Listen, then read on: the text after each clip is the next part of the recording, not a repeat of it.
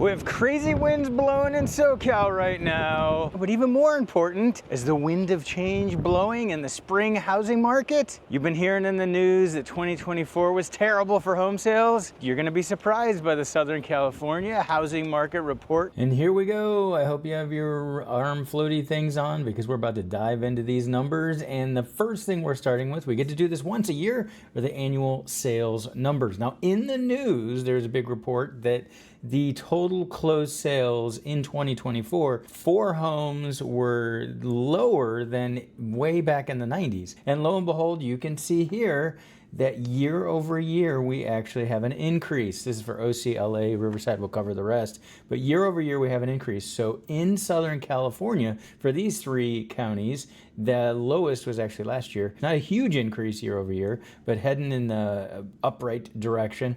Interesting to see the record high we had in 2021. Then interest rates started to go up. And then we have a record low in 2023. Let's check out the other counties. And yep, same exact trend. Even our buddy Ventura, which is always doing its own thing, march to its own drummer, they are up year over year, about 400 more properties closed in 2024 versus 2023. So that national trend we see in a lower number of home sales in 2024 does not hold true for Southern California in these 6 counties. We have an increase year over year. Not dramatic. Like San Bernardino, we're talking about 30 some odd homes difference, but it's still higher than last year. So 2023 was the bottom for closed sales as of right now.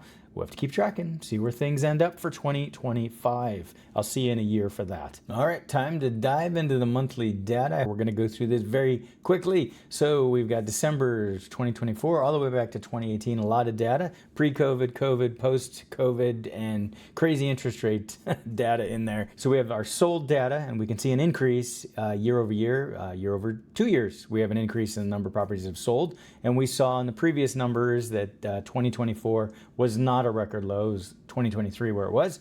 We have properties under contract in escrow. That means buyer demand, buyers out there writing offers. And we can see that we are up year over year, better than 2022 and 2023 for the number of properties going under contract, buyer demand. And new listings, very flat. This is not a crazy time of year where we see a bunch of people typically listing a home because there's a lot of other things to do.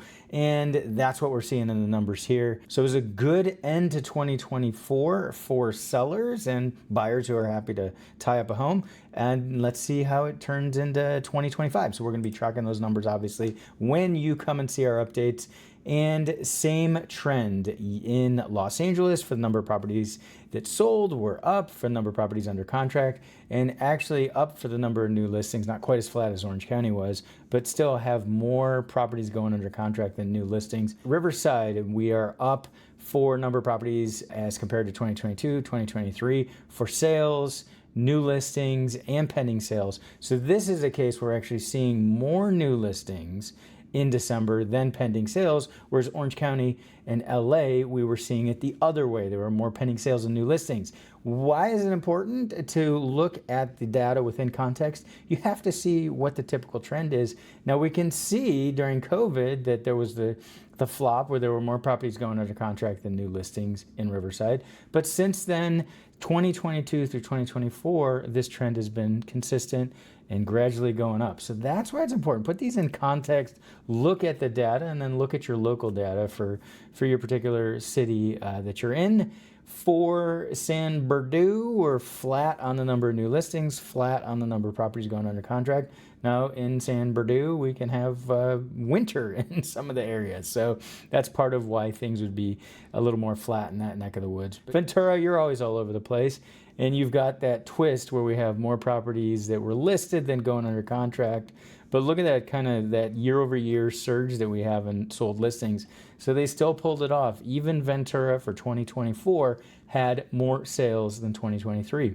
Wasn't a lot, but they did it. In San Diego, we can see that new listings and pending sales are neck and neck, up year over year. Actually, fewer pending sales in 2024 than in 2022 in San Diego. So interesting to see the slight variation. And look historically, how close pending sales and new listings are. They kind of go back and forth like a pickleball game here between inventory that buyers are locking up and new inventory coming. So interesting to see these trends, and I sure as heck can't wait to see where things go in 2025. Here we go, multifamily numbers for Southern California, one of the only places you're going to get these. We'll run through these quickly, and not the same exact trend that we see in the single family market.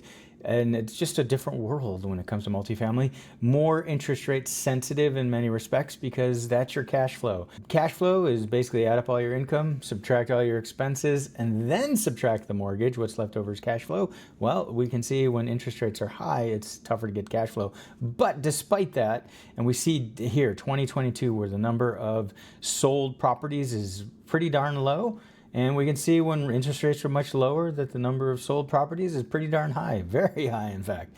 But we can see in 2024 that people are making a change, and we can see that there's actually a pretty big increase year over year in the number of properties going under contract, but not a huge increase in the number of new listings. So things are moving in Orange County. And again, look, in 2021 when we had the low interest rates, number of properties that sold in Los Angeles. And bear in mind that these properties were trading and there was an eviction moratorium in place. So if people weren't paying rent, they couldn't be evicted at that point in time. And the number of buildings that traded was still crazy in LA. So we see the increase in number of sold and number of properties going under contract, even with interest rates where they are, not at those record high levels, but still pretty darn high. Riverside tends to be a more affordable market for investors. You tend to get a slightly higher cap rate when you come in and bring your money and buy. Inventory number of new listings is flat, and pending sales up slightly, nowhere near the 2021. Kind of flat from an inventory and number of properties going under contract in San Bernardino. Ventura, you're always all over the place. I just want to be fair and show your numbers. In San Diego, another popular multifamily market.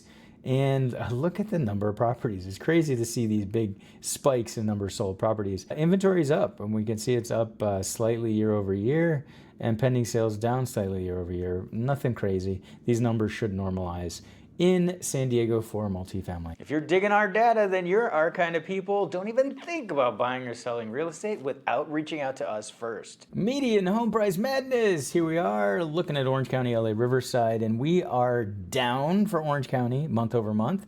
Pretty flat in LA and pretty flat in Riverside. Not atypical for values to go down this time of year, and in fact, I do expect them to drop into January. So when we run these numbers for January, we're going to see a drop again. Then February, it'll turn the other direction. Not shocking. This is typically what happens. And we can see in some cases that we are below where we were in the summer for the median home price. Yes, prices tend to drop as you get into the end of the year. Again, not shocking. And some of these, I'll let you play with the data and see. Some of these are at a lower level than where they were in the peak, that April-May time period of 2022. For a year-over-year standpoint, from a year-over-year standpoint, for Orange County, we're up 5.9%. LA, same thing, up 5.9%. Riverside, up 3.4%. So all in a positive territory. Now, when you factor in inflation, Riverside's pretty darn flat, and all of these are pretty darn flat. And to be honest, that's actually the way it should be for the median home price. When it starts to exceed inflation by a whole lot, then that's where we start to get into problems like we had when mortgage rates were held artificially low. And San Bernardino, Ventura, San Diego. So San Diego, we're down, and we've been down a couple of months. Ventura down, and San Bernardino down month over month. Not a big deal. It'll also be down going into January, turn in February. Like I just said, don't be surprised. I can't see the future, but that's probably what it's going to be. And then what we can see year over year, San Bernardino, that's a big increase, 8.1 year over year. Ventura 3.4, San Diego 4.8. So those year over year increases still in the positive territory for all of these. And again, you can subscribe to the newsletter. You'll get this data and you can compare it to the April-May peak and see where numbers are there. Altos Research Reports time, which I guess they just rebranded. It's just Altos now. But still, it's the same amazing data. And don't forget, you can subscribe to this. And if you don't want to subscribe, you can go ahead and swipe right or left or up or down. Move on, but you're going to miss out on some great stuff. So first, looking at national numbers. So the Market Action Index is essentially the absorption rate. and we can see that it's down a little bit at the national level, down 1 point. It was 37 last month, now it's 36. So it's still a slight seller's advantage. Looking at inventory at the national level, we can see that it did drop, but it's still higher than years past. You have to go back all the way to 2020 at this point in time, and it's actually pretty close to there. So when you're looking at the national news, you have to take this into consideration because it's different for Southern California. We're going to show you the counties. Just like the national news was saying 2024 was the slowest for closed sales, but that wasn't the case for Southern California. Let's look at the inventory and see where it is for the Southern California counties we cover. Starting out with Orange County, we can see that market action index is up. So it was 44, now it's 46. So that's trending and starting to heat up, and that's becoming a stronger seller's market. Look at the precipitous drop in inventory, and it is low. It's much lower than that ratio between 2020 and 2025 January that we saw nationally.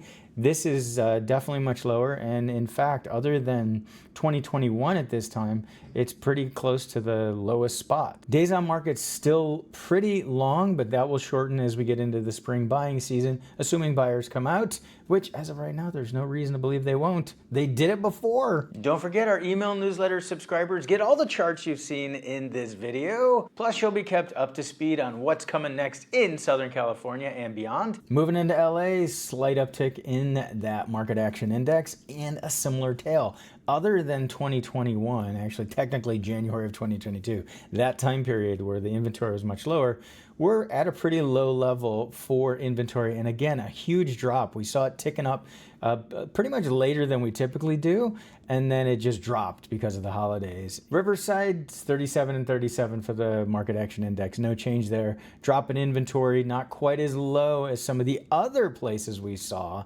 in Southern California. So that is also helping keep that market action index number flat. Definitely, again, longer days on market, almost 70 days. That appears to be the average of the days on market. San Bernardino, it is a same thing where it's the same 36 over 36, the way Riverside was the same, and also a case where the inventory dropped, but not as much. So these trends, it's easy to see when you take a holistic look at the data, why things are the way they are. And an interesting one here where the longest days on market is actually the low quartile. The cheapest properties in Riverside are taking the longest to sell. Ventura, we see a slight drop in the market action index and similar tail where we saw the drop in inventory, but not as low. San Diego, we have a slightly better seller's market there and the same thing. All these numbers play together, so it's a matter of tracking these numbers and looking at them holistically. We can see that the inventory dropped quickly, and that is leading to a more of a seller's market. So very interesting to see the trends in data for December going into January. And we're all sitting and wondering, are the winds of change blowing?